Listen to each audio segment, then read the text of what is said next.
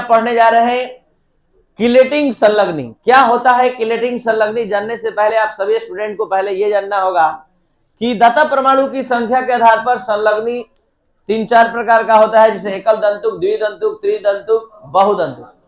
तो एकल दंतुक को छोड़कर द्विदंतुक, त्रिदंतुक, बहुदंतुक, अगर ये संलग्नी जो द्विदंतुक, त्रिदंतुक, बहुदंतुक है किसी केंद्रीय धात्विक परमाणु के साथ, किसी केंद्रीय धात्विक परमाणु के साथ जुड़कर अगर रिंग लाइक स्ट्रक्चर बनाता है, एक दो संलग्नी जो बहुदंतुक संलग्नी है एक दो स्थलों से जुड़कर अगर रिंग लाइक स्ट्रक्चर यानी कि वलय संरचना का निर्माण करता है तो हम इस संलग्नी को कहते हैं किलेटिंग संलग्नी। और जो यौगिक का निर्माण होता है उसको किलेट कंपाउंड कहते हैं। जैसे कि आप सभी स्टूडेंट के पास इतना नॉलेज हो चुका है कि आप समझ सकते हैं कि ये एक द्विदंतुक संलग्नी है जिसको हम लोग दो ताता परमाणु रखने वाला संलग्नी बोलते हैं। तो ये एक इथिलीन डाइएमीन जो संलग्नी है ये एक द्विदंतुक संलग्नी है, दो दाता परमाणु रखने वाला संलग्नी है। अगर इस तरह का संलग्नी दो जगह से अगर जुड़ते हुए केंद्रीय धात्विक परमाणु के साथ उप सहसंयोजक बंधन का निर्माण करता है तो यहां पर देखिए एक रिंग लाइक स्ट्रक्चर तैयार होगा। ये है इथिलीन डाइएमीन, बाईं ओर भी जो बना है वो भी इथिलीन डाइएमीन है और जो दाईं ओर बना है वो भी इथिलीन डाइएमीन है। अगर ये दोनों इथिलीन डाइएमीन केंद्रीय धात्विक परमाणु के साथ इस तरह से जुड़े कि एक रिंग लाइक स्ट्रक्चर बन जाए, एक बंद संरचना का निर्माण हो जाए। आप देख सकते हैं ये दो स्थलों से जुड़कर एक क्लोज स्ट्रक्चर का निर्माण कर दिया, कहीं से भी ओपन नहीं है। तो जब इस तरह का यौगिक का निर्माण होता है तो इसको किलेट यौगिक कहते हैं। और इस संलग्नी को जो आपके समझ में द्विदंतुक है या बहुदंतुक है तो इस संलग्नी को ही कहने लगते हैं किलेटिंग संलग्नी। एक बार फिर से शुरू से अंत तक ध्यान दिया जाए। जब कोई द्विदंतुक या बहुदंतुक संलग्नी या त्रिदंतुक संलग्नी केंद्रीय धात्विक परमाणु से इस प्रकार से जुड़ता है, एक से दो या दो से अधिक स्थलों से, कि एक रिंग लाइक स्ट्रक्चर तैयार हो जाता है, एक वलय संरचना का निर्माण हो जाता है, एक बंद संरचना का निर्माण हो जाता है, तो ऐसे संलग्नी को किलेटिंग संलग्नी कहते हैं और इससे निर्मित यौगिक को किलेट यौगिक कहते हैं। तो इसमें 4-5 टर्म है जो आप सभी स्टूडेंट ध्यान देंगे। पहला शब्द किलेटिंग संलग्नी, दूसरा शब्द किलेट यौगिक, तीसरा किलेशन, चौथा किलेट प्रभाव। तो ये चारों शब्द अच्छे से समझ लीजिए। सबसे पहले किलेटिंग संलग्नी क्या है तो हमने अभी यही बताया कि जब कोई द्विदंतुक या बहुदंतुक संलग्नी किसी केंद्रीय धात्विक परमाणु से दो या दो से अधिक स्थलों से जुड़कर वलय संरचना का निर्माण करता है या बंद संरचना का निर्माण करता है तो इस संलग्नी को किलेटिंग लिगेंड कहते हैं और इससे निर्मित यौगिक को किलेट यौगिक कहते हैं या संकुल को किलेट संकुल कहते हैं, किलेट कॉम्प्लेक्स कहते हैं। आपको बता दें कि ये जो एक जटिल यौगिक या आयन है एक सामान्य जटिल यौगिक से, एक सामान्य जटिल यौगिक आपके सामने यहां पर हम लिख रहे हैं K4FeCN का होल 6, CONH3 का होल 6 Cl3। आपको बता दें कि ये भी एक जटिल यौगिक है और ये भी एक जटिल यौगिक है, इससे कई गुना ज्यादा अस्थाई ये किलेट यौगिक है, बहुत ज्यादा अपना स्टेबिलिटी ये रखता है। कारण है कि इसकी संरचना खुली है तो इसकी संरचना बंद है। तो ये जो प्रभाव है जिसके कारण किसी किलेट कंपाउंड का स्थायित्व जो है एक सामान्य जटिल यौगिक से कई गुना अधिक होता है, इसको किलेट प्रभाव कहते हैं। और जिस प्रक्रम के द्वारा, जिस प्रोसेस के द्वारा किलेट यौगिक का निर्माण होता है उस प्रोसेस को, उस प्रक्रम को किलेशन कहते हैं। तो एक वर्ड था किलेट, दूसरा किलेशन, तीसरा किलेट इफेक्ट और चौथा किलेटिंग लिगेंड। ये चारों शब्द को हमने समझाने का प्रयास किया कि जब कोई द्विदंतुक या बहुदंतुक संलग्नी किसी केंद्रीय धात्विक परमाणु के साथ दो या दो से अधिक स्थलों से जुड़कर वलय संरचना का निर्माण करता है तो इसे किलेटिंग संलग्नी कहते हैं और निर्मित यौगिक को किलेट यौगिक कहते हैं। जिस प्रभाव के कारण किलेट यौगिक के स्थायित्व में वृद्धि हो जाती है। स्थायित्व एक सामान्य जटिल यौगिक से अधिक होता है, उसको किलेट प्रभाव कहते हैं। और जिस प्रक्रम के द्वारा किलेट यौगिकों का निर्माण होता है उसे किलेशन कहते हैं। तो ये था किलेटिंग लिगेंड। इससे भी कई गुना ज्यादा इंपॉर्टेंट टॉपिक अब आप पढ़ने जा रहे हैं, जिसका नाम है उभय दंतुक संलग्नी। एम्बीडेंटेड लिगेंड, उभय दंतुक संलग्नी क्या होता है, ध्यान से समझ लीजिए, प्रयास कीजिए कि आज ही याद कर लें, क्योंकि आपके एग्जाम के लिए काफी इंपॉर्टेंट है, बहुत ही इंपॉर्टेंट है। एम्बीडेंटेड लिगेंड, उभय दंतुक संलग्नी। देखिए उभय दंतुक संलग्नी क्या होता है। आप सभी स्टूडेंट साइनाइड आयन का संरचना देख चुके हैं, जरा एक बार फिर से देख लीजिए। साइनाइड सी के बाह्यतम कक्ष में 4 इलेक्ट्रॉन, नाइट्रोजन 5 इलेक्ट्रॉन लेकर आता है। तो यहां पर जरा ध्यान दिया जाए, एक अतिरिक्त इलेक्ट्रॉन इसको दिया जाता है ताकि सबका अष्टक पूरा हो जाए। यहां देख रहे हैं आप साइनाइड का अब जाकर अष्टक पूरा हुआ जब अलग से इलेक्ट्रॉन दिया गया, और ये नाइट्रोजन का अष्टक पूरा हो गया। ये एक एकल दंतुक संलग्नी है आपके नॉलेज में। एकल दंतुक संलग्नी वैसा संलग्नी होता है जो जिसमें एक दाता परमाणु होता है। लेकिन बढ़िया से ध्यान दीजिए, एकल दंतुक संलग्नी तो है, एक दाता परमाणु तो है, लेकिन दो ऐसा पॉइंट है जहां से आप डोनर एटम मतलब कि दाता परमाणु ये बन सकता है। एन से भी बन सकता है, सी से भी। एन से भी एक जोड़ा इलेक्ट्रॉन दे सकता है और सी से भी। तो आपको बता दे कि कुछ ऐसे एकल दंतुक संलग्नी है, कुछ ऐसे एकल दंतुक संलग्नी है जैसे कि साइनाइड आयन। ये एक ऐसा संलग्नी है कि इसमें 2 दाता परमाणु है, एक सी भी है और एक एन भी है। जब जब ये किसी संकुल में सी से इलेक्ट्रॉन युग्म केंद्रीय धात्विक परमाणु को प्रदान करेगा, सी से इलेक्ट्रॉन युग्म केंद्रीय धात्विक आयन को देगा, तो हम इसका नाम बोलेंगे साइनो। और जब ये एन के माध्यम से एक जोड़ा इलेक्ट्रॉन, एन के माध्यम से एक जोड़ा इलेक्ट्रॉन ये प्रदान करने का क्षमता रखेगा, दिखाएगा, तो हम इसको कहेंगे आइसोसाइनो। इसी का नाम इसलिए बदल गया ताकि आप समझ पाएं कि यहां दाता परमाणु बन के कौन आया है, सी, तो साइनो कहलाएगा। और जब एन बन के दाता परमाणु आएगा तो आइसोसाइनो। तो इसी को समझते हुए आप यहां इसका पूरा डेफिनेशन का कॉन्सेप्ट क्लियर कर सकते हैं। जरा ध्यान दिया जाए, वह एकल दंतुक संलग्नी जिसमें एक से अधिक दाता परमाणु होता है, लेकिन केंद्रीय धात्विक परमाणु के साथ केवल एक ही दाता परमाणु कोऑर्डिनेट बॉन्ड का निर्माण करता है। तो जब जो निर्माण करता है उसके आधार पर उसका नाम आता है। अगर सी बनाएगा कोऑर्डिनेट बॉन्ड तो साइनो, और एन कोऑर्डिनेट बॉन्ड बनाएगा आइसोसाइनो। अब यहां पर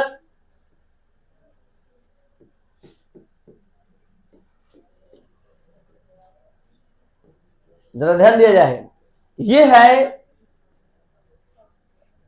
सल्फर के साथ कोऑर्डिनेट बॉन्ड बनता हुआ, ये कहलाएगा थायोसाइनो, थायोसाइनेट, बल्कि थायोसाइनेट। और ये आइसोथायोसाइनेट, जब ये एनएस से कोऑर्डिनेट बॉन्ड बनाएगा सेंट्रल मेटालिक एटम के साथ, केंद्रीय धात्विक परमाणु के साथ, तो ये कहलाएगा थायोसाइनेट। और अब ये एन से कोऑर्डिनेट बॉन्ड अगर बनाता है तो आइसोथायोसाइनेट कहलाएगा, आइसोथियोसाइनेट कहलाएगा। इसी तरह आप एक एग्जांपल और देख सकते हैं। अगर ये O से, जैसे नाइट्रिटो O से कोऑर्डिनेट बॉन्ड बनाएगा तो हम इसको कहेंगे नाइट्रिटो O, नाइट्रिटो O।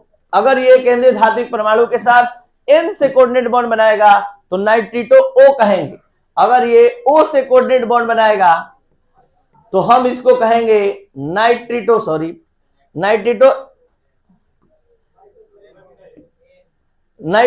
N कहेंगे। और जब ये O से कोऑर्डिनेट बॉन्ड बनाएगा तो हम इसको नाइट्रिटो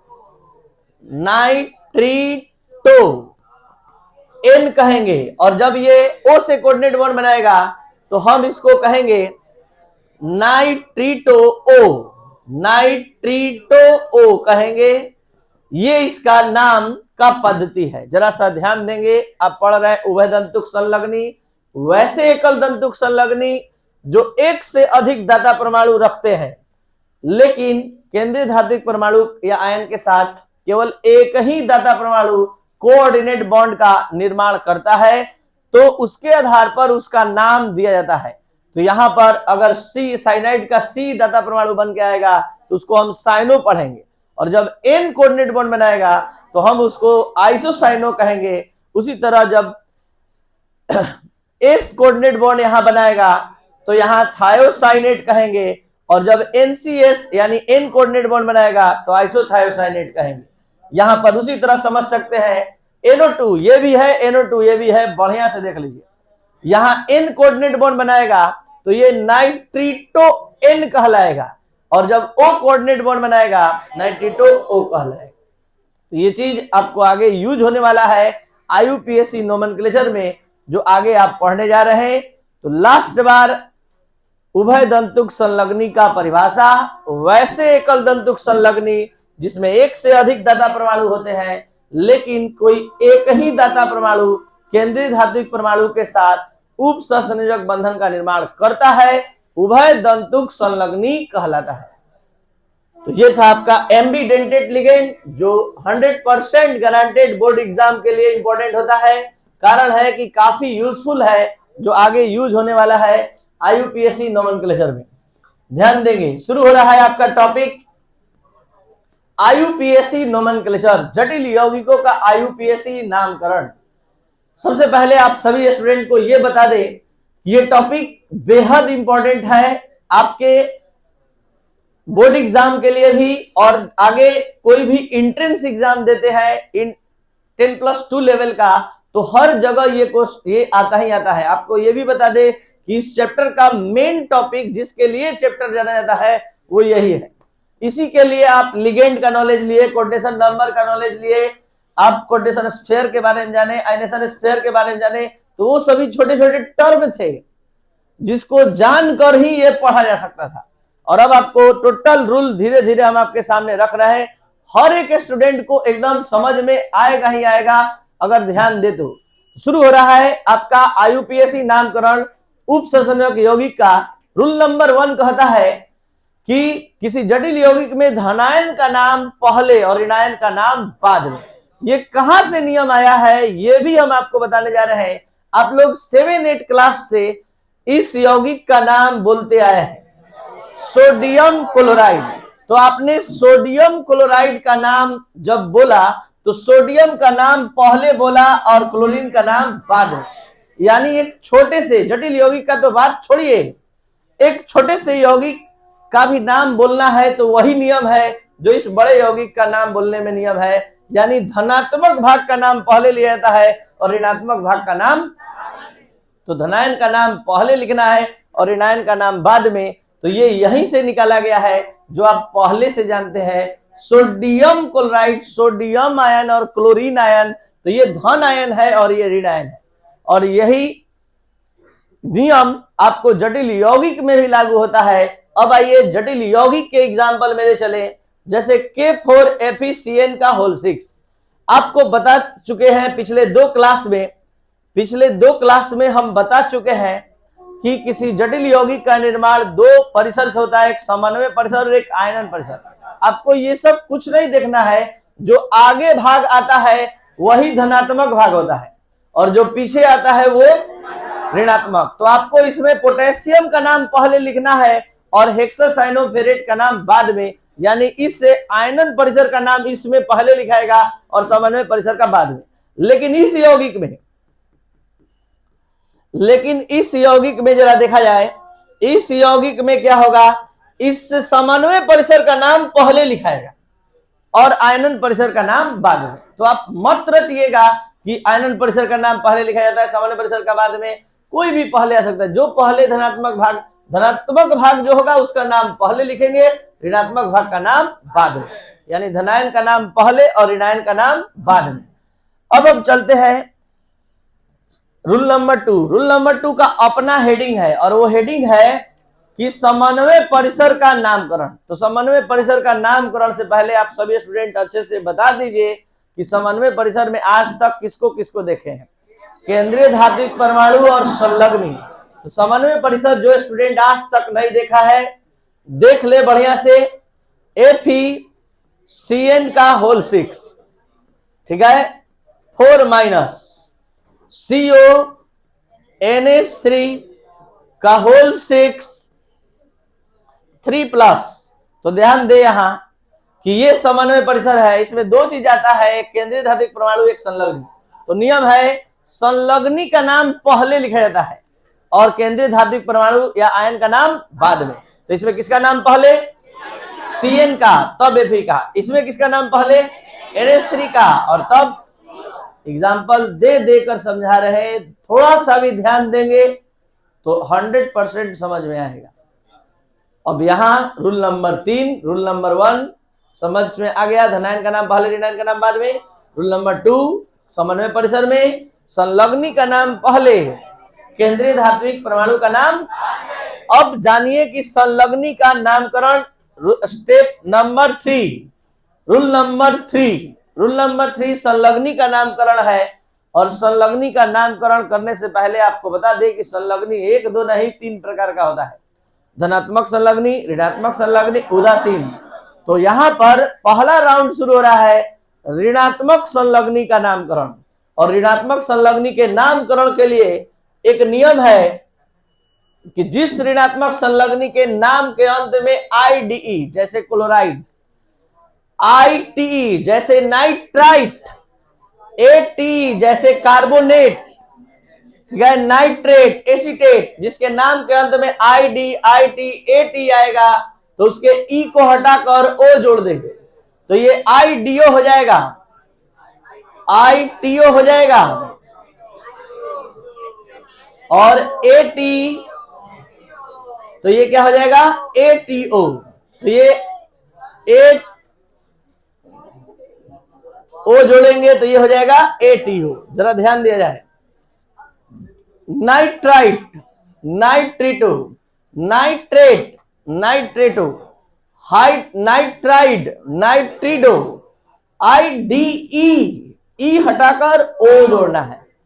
हाइड्रोक्साइड, हाइड्रोक्सो, एमाइड, एमिडो, यानी E को O में बदल देना है, ठीक है। तो यहां पर hydride, hydrido, thiocyanate, ATE, thiocyanato, sulphate, सल्फेटो।